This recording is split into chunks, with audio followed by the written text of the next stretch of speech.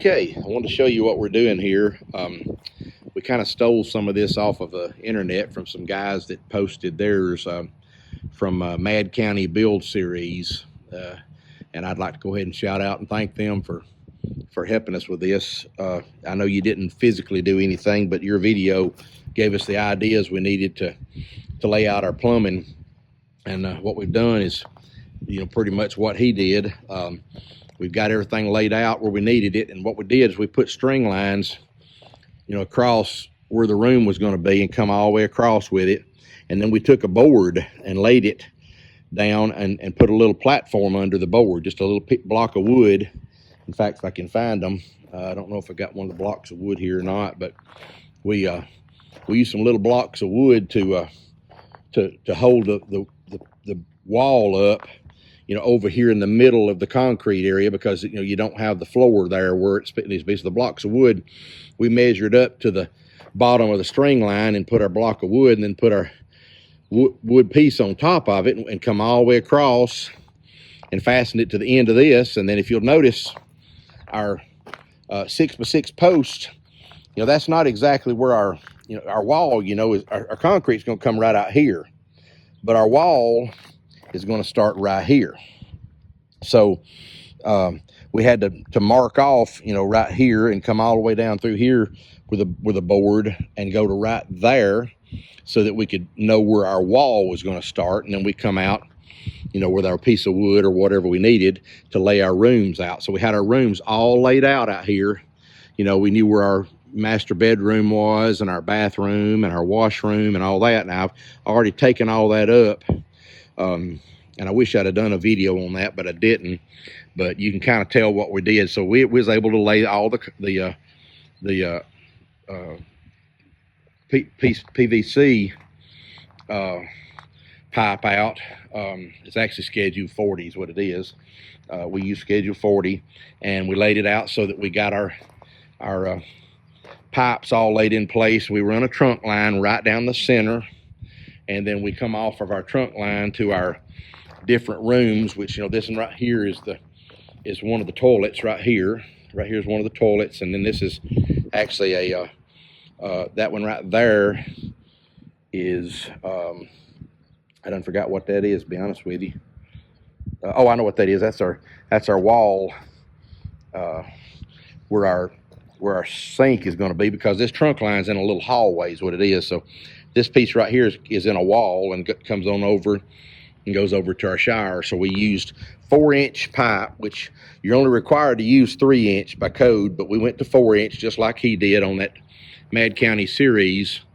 But to me, overkill is good. I'd rather make a bigger pipe than not big enough. So at this point, we already taken our paint and marked off where we're going to have to trench and get all the pipes in place. And tomorrow we're renting a trencher. We're going to do a little different than he did. He used a mattock and a shovel, and did it with that back-breaking work. And I'm just not in any kind of shape to do that. I'm a little older and a little bit less shape, so we're going to rent a trencher to do ours. And we're going to try to make sure we got enough fall going from one end to the other. You got to have fall going from one end to the other. And from what I understand, in this area where we're at, we're in the southeast United States. They tell us that we've got to have, if we're doing septic, we've got to have a 1/4 inch of fall per foot, a 1/4 inch per foot, which is a lot. It's going to make us have a pretty good drop fall. But now, if you've got sewer system, you can go to roughly 1 inch per 10 feet, which I think it's actually 1 inch per 8, but you can get by with 1 inch per 10 feet. But septic, you're supposed to go 1 inch. I'm sorry, one 1/4 inch by. So it basically be 1 inch per 4 feet is what it'd be. So it's a little more fall is what it is. So we're going to try to start out on this upper end right here at our shallowest point, which we're still going to try to go under our dirt. We want to go under. And my plumber even recommended, you know, I've got a guy helping me that's a plumber. He recommended that we try to go under by 4 to 6 inches with our pipe. We don't need our pipe to be laying right on top and pouring concrete right on top of it. He says it's better if we could go under the ground with our plumbing, so that it's actually beneath the ground, and then we'll you know, we'll have fall all the way down until we get to this end, which will put us probably, you know, maybe about 16 to 18 inches down right here underground. And then we'll go on out, and then we'll tie on outside in the yard there. We'll be putting our septic tank out there, either out here, or my son's kind of want to put it over to this side, so we may make us a turn and come over this way. And then we got a big field right out here where we're going to be putting our fill line, and we'll try to make a video on that too, our fill lines. We're going to do our fill lines similar to the Mad County series. You'll see that. Now, we're not, you know, we're not professionals at this by any means, but we're just trying to, you know, do the best we can, and we're doing it by code.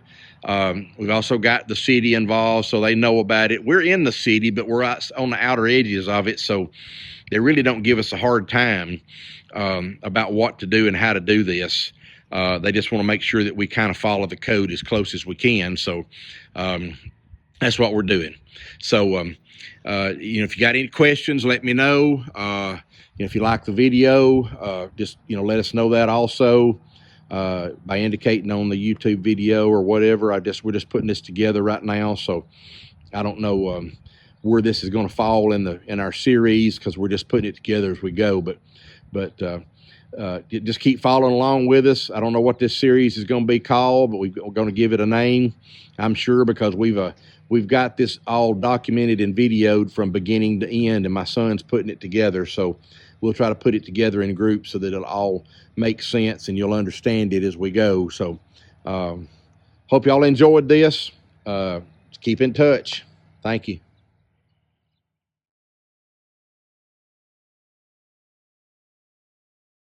All right, today we're working on the plumbing part of this barn build. It's a pole barn home that we're building. We've already dug the trenches. We did that with a trencher, and there's a little shot of us showing it too.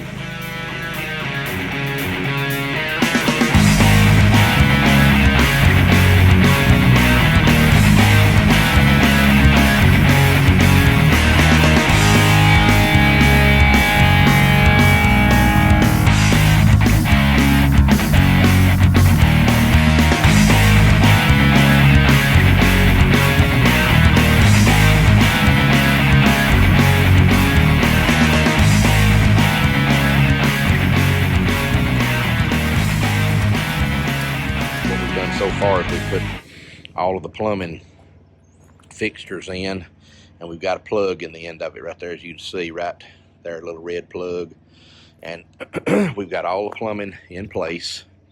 See if I can walk up through here without getting hurt, because there's a bunch of string lines everywhere too. You see, we've got, this is the this area right here is the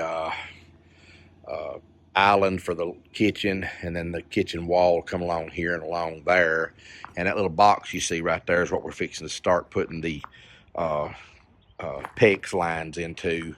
And you see we'll be running them in that tubing like that. We've kind of stole that from that Marshall build. That's what they did. They did use the PEX line, little turn right there to go in there. So we'll be doing that in a few minutes.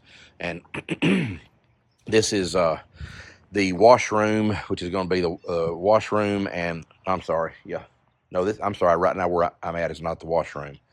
I'm at the kitchen side right here. This is the kitchen side, so there'll be a kitchen sink here, and on that side over there will be the washroom, will be the washing machine and all that. And then here comes so we've got a main trunk line running right down the middle of the property, or middle of the building, and come on over here to the master bathroom, which is going to have a shower and a tub. We're building boxes so we can put the P-traps in both of those. And this is the toilet for that bathroom, and then this will be the sink for that one there. It's actually on this side of the wall. And All right, and the room I'm standing in now is the washroom. And you know, I don't know if you can see, we got a little orange string line right here. I'm still in the washroom right here. And we've got that shower set up because that's in the other next room back, which will be the guest bathroom, which will also have an entrance into the hallway and also an entrance into the other bedroom right there. So this is there's the toilet for it. We've got the pipes up kind of high on all this because we're filling it up with water right now. So if you notice, the toilet one over there also is kind of high, and this one's high. And so we've got all this up in the air because we're filling up back here with water. I'm gonna come on back here to show you this. This is at the very back, but this is in the garage area at the very back of the pole barn, and this is in the corner of the back because there's going to be a toilet right there. And this is our vent that we're going to use for the entire system. This is the vent system right here. It's going to come up and go all the way to the ceiling and through the roof. That'll be our vent. And if you'll notice, it continues on out. And also, this is the going to be the sink for in the garage. You see the sink line coming in, going across here, and it continues on out. The reason those two continue on out is because we're putting a mother-in-law suite right out here. We have not finished, you know, we got to finish this up. This will all go out 15 more feet and come all the way down and go 15 feet out. You know, it'll go over where all that chert is, you see right there. That'll be 15 feet wide, and give it a pole barn look. You know, the pole barn will come down, then it'll come out like this. So that'll be the pole barn part, and then of course we've also put a this is in the, it's not in the city limits, it's in the country. So we also putting a pipe in right here that's going to go right out the side and into the yard. It's just a drain for this garage area. This is a garage area, which will be 40 feet in diameter. These are 10 feet a piece, 10, 20, 30, 40, and then there'll be the back wall right there. It'll come across here, and that'll be the back wall for the building. And this is, I'm at the back of it now, and you can see, I don't know if you can see the lines or not, there's two yellow lines running right down the middle. There'll be a hallway right down the middle of that, and that's where we've got the trunk line run for the sewage, or the sewer drains, and then, you know, we tee off to the rest of it. We're actually filling this up with water right now as we speak. This thing right here, funnel we've got set up, and we poured some in right up high, but we've started using this funnel. It's a little easier. We've got this plugged off on the outside, and we're trying to fill it up right now. We've already put about 40 gallons of water in the line, and we still can't see water in these trunks right here, but none of it's leaking so far, so it's good. But we're going to fill it all the way up till we get water all the way up on those pipes up real high that are sticking up, so we can make sure we don't have any leaks in the system, in the sewer system. But so far it's looking good. Next thing we'll be doing will be, you know, installing the PEX, but we've got to get everything kind of covered over and this leveled out a little more so we can start running the PEX to all the faucets and all the sinks and the toilets. You know, we have cold water to the toilets and hot and cold to the sinks and such. So, you know, just stay with us. We're going to keep continuing this project along. This video here is about 6 minutes long. I hope it's not too long and drag along, but we're trying to, you know, do segments so that you can kind of see what we're doing as we go along with this building. So stay with us and hope you enjoy. So you may be wondering what's going on here. Turns out that burying the PEX line underneath was going to be a very daunting task, so we elected to use, of all things, a pressure washer, because the lines running different directions, as you can see in this picture here, it proved a lot of work to dig the holes. So we just got our high-powered pressure washer, and we actually were able to dig the trenches, small trenches or a wide trench. You just keep going back and forth in the motion of it. As you can see here in this video, we dug a pretty wide trench in some areas, but we actually were able to do this with the pressure washer pretty easy. Now, it was a very messy job, I can't deny that at all, but it made things so much easier to dig, and it also made things a lot more accurate. So you can see here where we used the mattock just to get some big rocks and big things out of the way where we needed to, but we weren't having to use the mattock to dig the entire hole. We could just dig a really wide trench with the pressure washer, so we would have enough room to put the PEX pipe down into it. Wherever we needed, we could do turns, we could go right behind shower boxes, anything we needed to do. And we just used a small shovel or a mattock to kind of clean things out a little bit, but it made things so much easier to do this. And our pressure washer is just a regular run-of-the-mill pressure washer. This section may not make a whole lot of sense, but we added this in. So what we did is right here, you'll see us digging holes inside the actual house and garage area. They're 6 inches in diameter, and I believe we went about a foot deep. Can't really remember exactly how deep we went, but we put additional concrete pillars or pylons, if you will, in the middle of the house. We added this just for extra support because we're putting them actually underneath where the hallway is going to be in the house to help support the second floor. It may not be necessary, and it may have been a little bit of overkill, but we went ahead and did it. It was just in our head, and we figured, hey, why not? You know, I mean, the more concrete that you put on there is not going to hurt anything where we put it. If anything, it's going to add more strength to it. So that's kind of what you're going to see here with us doing all the digging and then the concrete mixer and the whole 9 yards with all of that. So again, I don't know if you need to do this. I would check your code in your city or wherever you're located. This wasn't even really required as far as code in our city, but it was still something we just wanted to do for extra strength and support. So that's kind of what we did here. We hadn't got this over here done yet. We're to right about here where this is. This is the guest shower right here. All the way across, you notice we got it tamped. And then you come around, we got it mashed all down.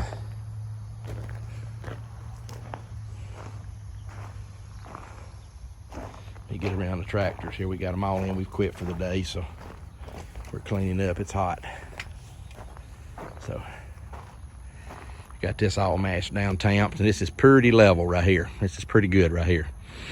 We got maybe a few little quirks we got to straighten out on it, but it's pretty good. That's our drain right there for the shop, and we got a string line across here.